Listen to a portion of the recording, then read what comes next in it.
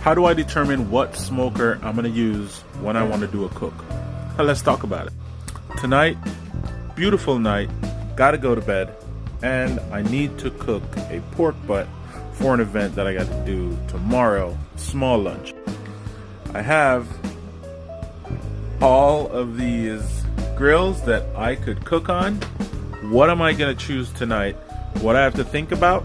How much time do I want to spend doing this cook? I don't need to prove to anyone that I can run the offset. I know I can. I don't feel like setting up the snake method. My